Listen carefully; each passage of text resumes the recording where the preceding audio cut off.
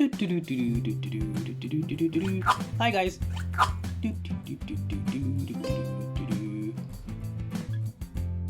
So Anbernic has released their latest addition to the family. We've got the RG300X. We all know where they got their inspiration from, and it's a pretty decent looking device. I've seen some YouTube channels already banging out some videos on this, and I like what I see. So this device is coming in at $88. It does seem a little bit expensive because it's sort of in a weird place. It's sort of like just about mid-range to higher range price in terms of what this device can do and other devices like it. What are we actually paying for? What are we getting? But before we get into that, I just want to give a big thank you between the RG handheld team and Anbernic. They got this device to me pretty quickly. We know what shipping is like, and it couldn't have been cheap. So guys, thank you for that. I'll leave your link in the description below so people know where they can actually pick one of these up. So what you getting for your $88? Well, let's start off with the box. I swear this is the first time that Anbernic have done something with some more color on there. And look, who's this guy? I don't know who he's supposed to be. I don't know if he's a Mario lookalike, but he's obviously sitting on top of the device. And I guess that screams out great quality and durability because he's sitting on the device, as you can see on here. He's sitting on it, and he's got another one in his hand. And the funny thing is, everybody that's opened this box has spoken about this little guy. So Anbernic, if you guys know this, if this person's got a name, want to see more of him, and can we see his face? Want to see his face and know who that is so we can put a name to the face, because all we've got is my guy. He's just sort of hunched, holding his device while sitting on the device, and we want to know more. So what are we getting for $88? Well, this is what we're getting. A JZ4770 at 1 GHz. That's obviously a chipset that's running a DDR2 of 512 megabytes. You get an SD card, which they say it's built in, but it's inserted in. It's not like part of its own internal memory. So you get a 16 gigabyte SD card. That's where your firmware is going to be. Talking of firmware, I hear that there's a team working on a new firmware for these particular devices anyway, so that's always great. What have we got? A 3-inch display, 640 by 480, full view of our IPS display screen. So apparently it fits perfectly. And we're getting super tempered glass. I don't know how super that is, and I don't know how strong that is. We'll see. It's good to see that it's got USB Type-C charging. You get a low battery light indicator on there, which is very cool. Stereo speakers and headphone output. I'm sure I saw a HDMI on there. Hold on. Yeah, you got a HDMI output on there as well. The battery is at 2500 mAh, so that should give you about 6 hours worth of gameplay. And it supports a TF card slot, so you can expand that up to an extra 256 gigabytes. So that's cool. That's more than enough to throw all your favorite retro games on there. So that's great. I had to make a few changes to the office because, right, I need to cream them hands first and foremost. Yeah, now my hands are creamed up, let's continue. Let's move all this stuff out of the way. Get my coffee ready, and let's jump into this box. So yeah, you can see the outside, you can see various functions that it has here. We'll go around, it just tells you what's inside. You got my guy again. I'm just going to call him my guy because he's sitting on the device, and that is reflective. Sitting on the device and that, holding one. You've got the outside here, and you've got just some of the specifications that are on there, all the specs here. And you know what, I like what they've done with the box. It's giving it some color. So Anbernic, going forward, this is what we expect in terms of what we like. You know, the box is important to us. You know, it's not, it doesn't mean nothing. It means something to us, especially if we're spending money. So, you know, keep that up. Right, take that off. So what we got here is the devices inside here, inside of a little plastic baggie with the foam protector. But first, let's look at the contents of the box. In the box, what do we get? So, USB Type-C charging cable, very handy. And I've got the 64 gigabyte version, and that's the SD card there. And you got your manual, same as what you'd usually find, and it's good. It's in color and it's written in well written English, so that's always good. never gonna need it anyway, but for those that are new to these kind of things, it's good that it's there. So that's what's inside the box. And here is the device. It's a lot bigger than you'd expect it to be. Like, you've seen what the Game Boy Micro looks like, and this is a hell of a lot bigger. I'm gonna do some comparisons to it in a little while, but let's just look around the device. So on the front here, you've got your D-pad, and that feels pretty good. You got your A, B, your X, Y buttons, and you got your speaker grills right here on the front. Over here you've got your start and select, so it's sort of off the edge here, much like the Game Boy Micro, and again, that's really cool. And they feel pretty decent, pretty clicky. The front plate is, again, it's just like sort of like a blended plate that you have right across here, and that feels like the glass protector as well. So the entire faceplate here is like a glass. The entire faceplate here is like a glass protector, which is very cool, and it'll keep it safe. The screen's a decent size as well, 3-inch display. You got your old retro style sort of Famicom style colors, but this is sort of more of a deeper red, which is a nice touch. It's not that bright red that they normally use. We'll look at the bottom right here. So you've got your reset button over here. You got your SD card slot. This is the one for the firmware, which is why there's an SD card already in there. You got your second SD card slot. This is where you're gonna insert your games. You got your headphone jack right here, so that's cool. Turning over to this side here, you've got your power button. I don't really know what to make of that power button. It just is what it is. It looks like it works fine enough. We'll go along the top, and you've got your L1, your L2, your R1 and your R2 triggers here in sort of like a chrome finish. They're very clicky, very tactile, as Anbernic normally do, which is, you know, that's great stuff. I'm not sure about the color. The one thing that I probably would worry a little bit is, like, you know, if you chip it, then what's going to be underneath, because this is not a aluminium or a metal alloy. This is a plastic material, but hey, it looks like it feels good enough anyway. You got your 2 USB type C ports, this one over here for the charging, and this is just the OTG side. And then you've got your mini HDMI output, so you can plug it into the TV. I'm not sure what that looks like, and they didn't give me a cable to do that, so I'd have to do that at another point in time. You've seen the bottom. And over here you've got your volume rocker, and that's fine. Tactile as it can be, it's fine and it works. And at the back you've got your Anbernic logo, the model number, and some various other information. I literally just creamed my hands, so at the moment this is looking like a fingerprint magnet.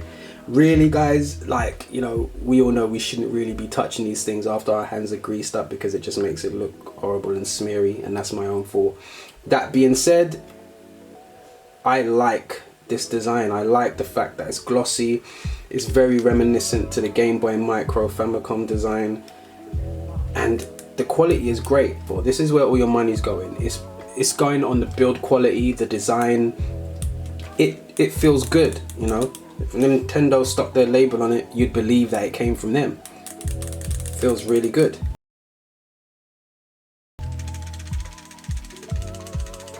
Not particularly bad. Let's just hold the front. So that rattling, that's coming from the R triggers. If I hold the R triggers, it's a lot more quiet. So yeah, that rattling there is coming from the R triggers, which isn't a big deal. It's not like you're going to be running around, but it's always nice to see if it's going to be noisy or not. So I'm just going to take the SD card, pop that in. These bits are always fiddly for me, because when I get it wrong, this thing just pings and flies out far. Wrong way. Pop that in.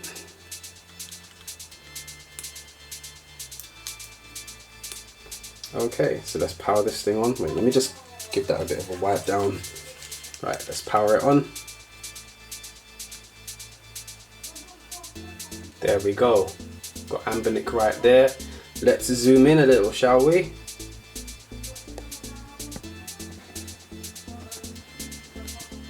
So what you've got is the firmware. It's that Open Dingu X or Dingu firmware that we normally see, which is on the RG350 and the RG280M and the RG280V. This is the exact same firmware that is on there. As I said before, there are people in the background working on a new firmware for these types of devices, so that's always good. It looks good as it can be. It's all there. You've got your emulators right here. MAME, DOSBox, Final Burn Alpha, Gameboy, Gameboy Color, NES, Mega Drive, Open Bore, WonderSwan, Pocket SNES, Pico Drive again, PSX for all for PlayStation, Neo Geo Pocket, Game Boy Advance, PC Engine, and Neo Geo. So those are the ones that come on there already. And over here you got your little, I guess these are just homebrew games over here. You got your Streets of Rage that runs on the Open Bore. And I've never actually played some of these ones, and they're not written in English, so I don't know what they are, to be honest with you. But look at the buttons here. This is such a nice touch. Let me turn this light off so you can see what's going on. Look at that. So you can see here, you've got your start and your select, and they're lit up. They're backlit, which is awesome. I really like that. Again, reminiscent to the Game Boy Micro. Sounds great. The volume control works really well, and it gets pretty loud, so that's cool. Do you know what? The camera doesn't do it justice. This screen is hella vibrant. It's really good. This particular Mario version, I don't know, it feels a little bit slow, but it's doing its thing.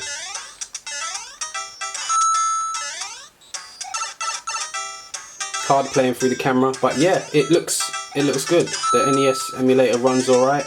Mario usually runs a bit weird on some of these things. I don't know why, it's just like, it's like that with Mario. It feels a little bit slow.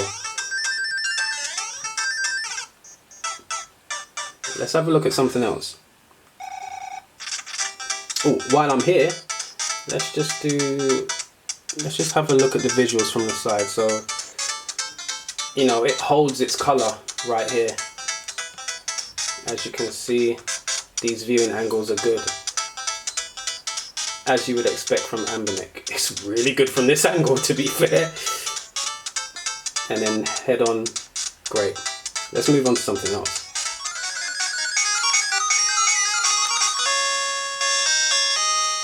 Turn that down a little bit.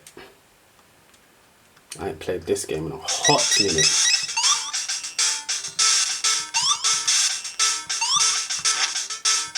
Get him.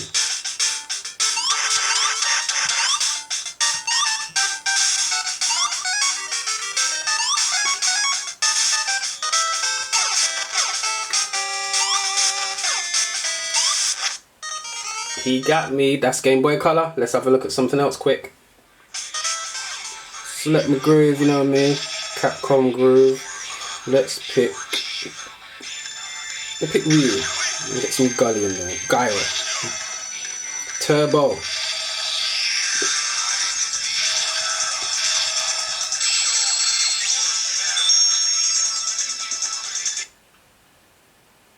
This game was the vibe back in the day.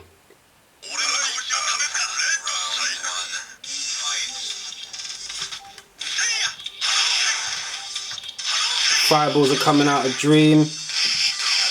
Oh, a combo still work. Yeah.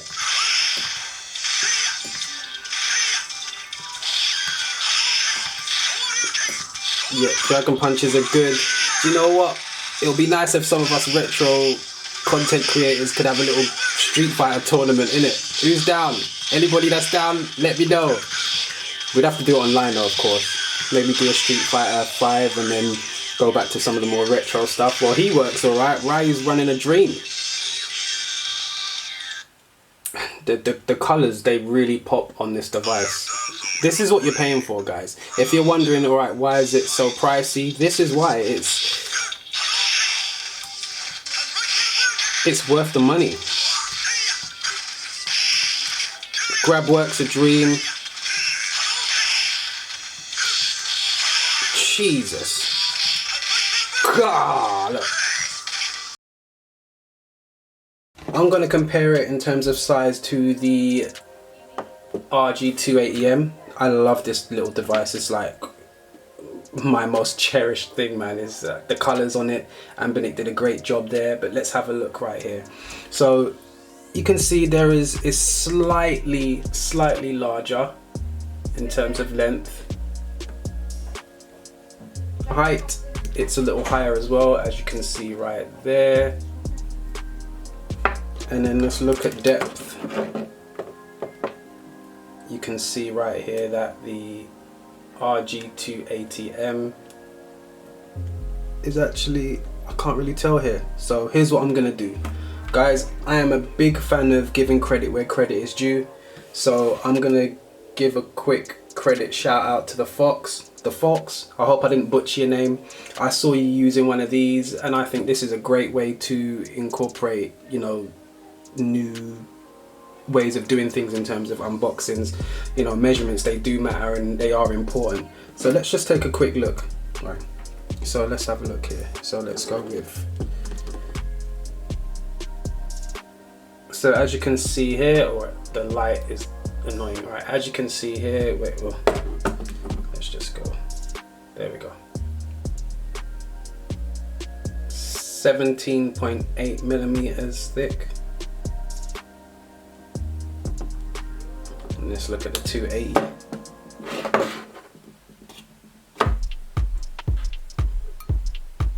$18mm thick, as you can see there. So yeah, these things are awesome. Let's take a look at the buttons as well. What have we got? The buttons are 8.2mm thick on the 300X. The buttons on the 280M, slightly thinner, 7.9. The D-pads look the same, but let's have a quick measure of those.